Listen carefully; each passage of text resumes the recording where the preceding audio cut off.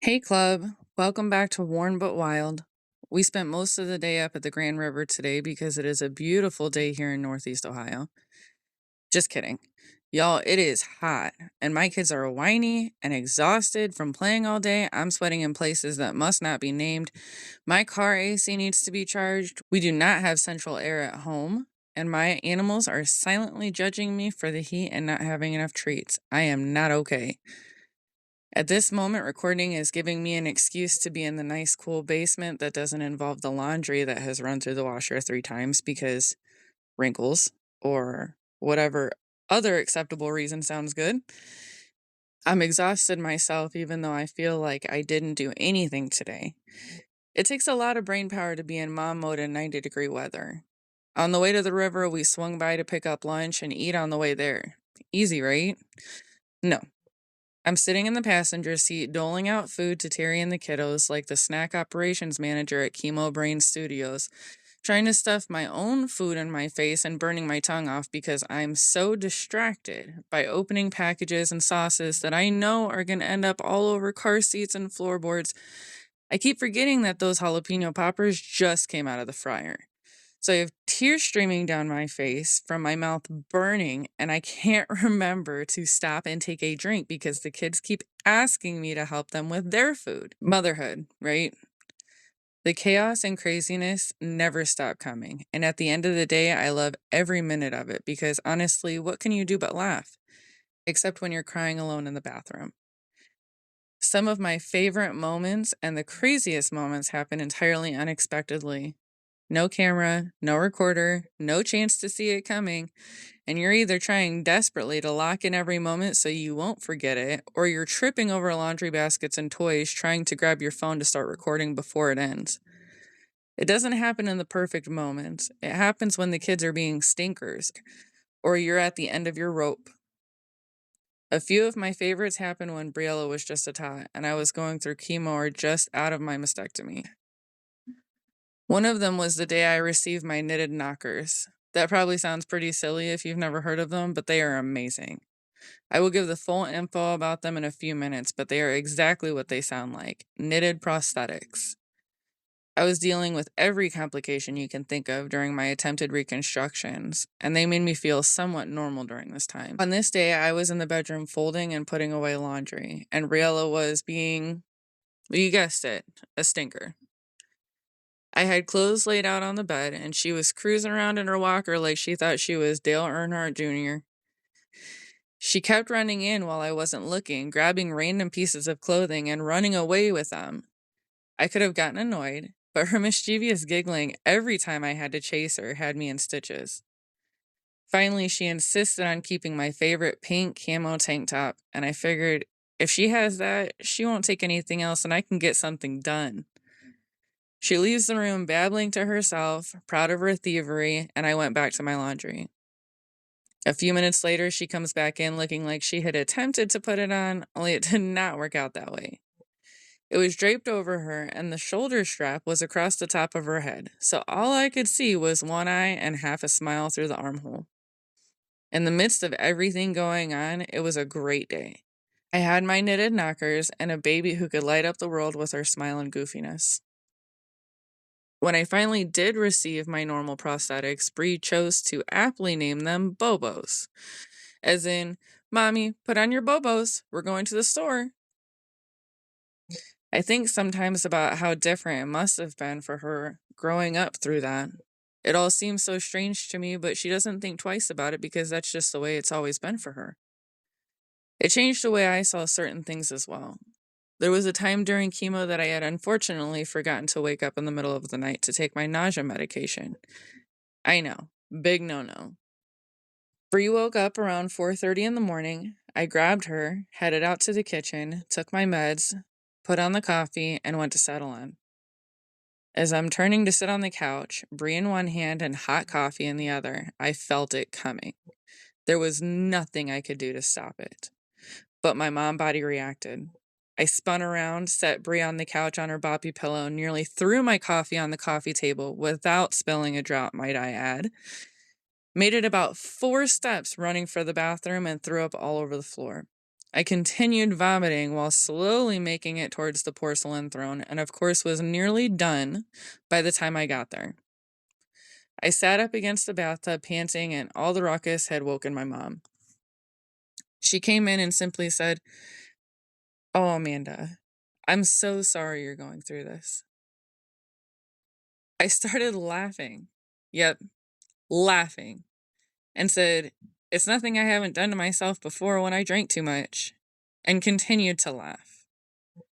I probably looked clinically insane, sitting on the floor of the bathroom, covered and surrounded by puke, but full on slap happy, laughing my ass off at 4:30 in the morning. But Briella made it gently to the couch, and I didn't spill a drop of my sacred coffee. So when I promptly checked on Brie, who was playing with her hands, and broke into a massive grin at the funny game Mommy was playing.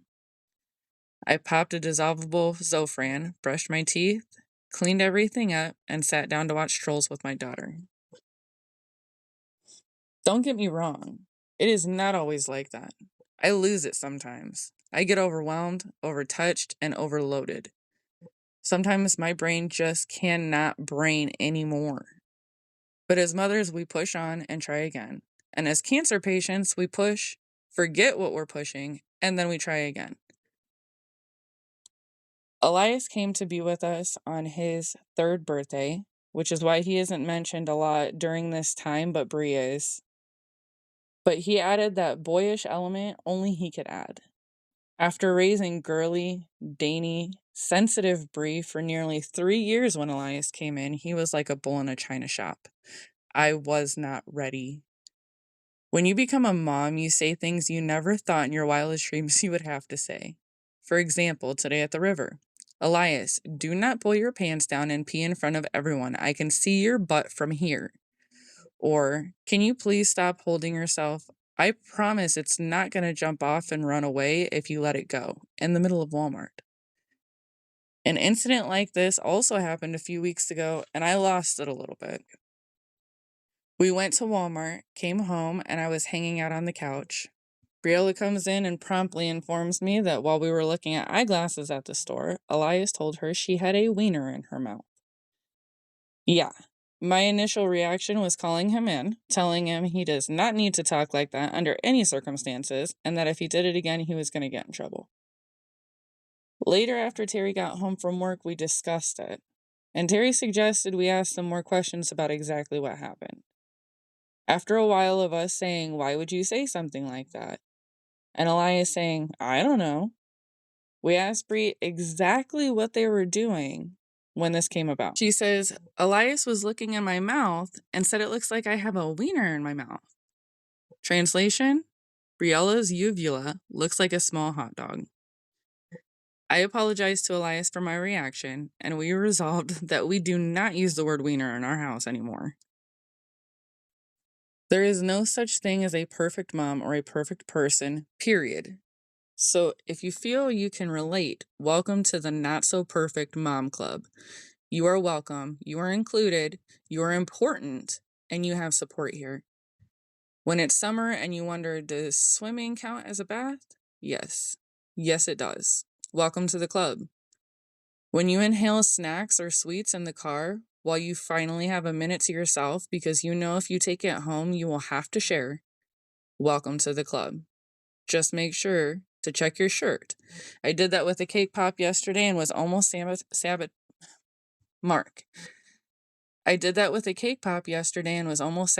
by a sprinkle sitting neatly on my non-boobs. Motherhood is messy and imperfect, sarcastic and funny, chaotic and beautiful. If your house looks lived in, or your kids had cereal for dinner tonight, mine did. Wheaties and almond milk is healthy, right? You are in the right place. Welcome. You're not failing, you're living. A couple of biblical moments that bring me some peace and humor when I'm at the end of my rope.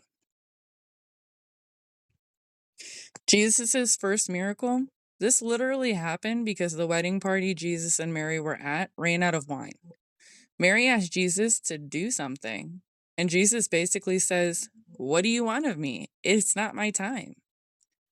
Mary ignores this, turns to the servants and says, Do whatever he tells you to. Jesus is king, always. But in my opinion, this was the ultimate mom mic drop moment. Another image that for some reason always makes me chuckle is Moses in the wilderness with all of these people who will not listen.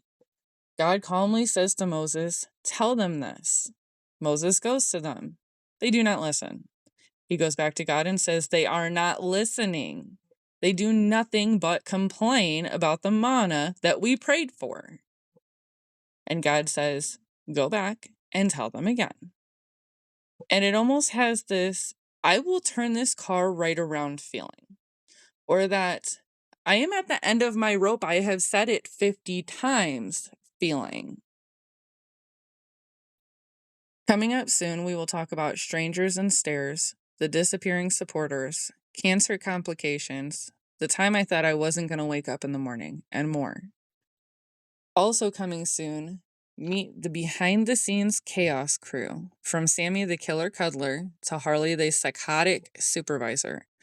Follow the Worn But Wild Facebook page for more details and special extras.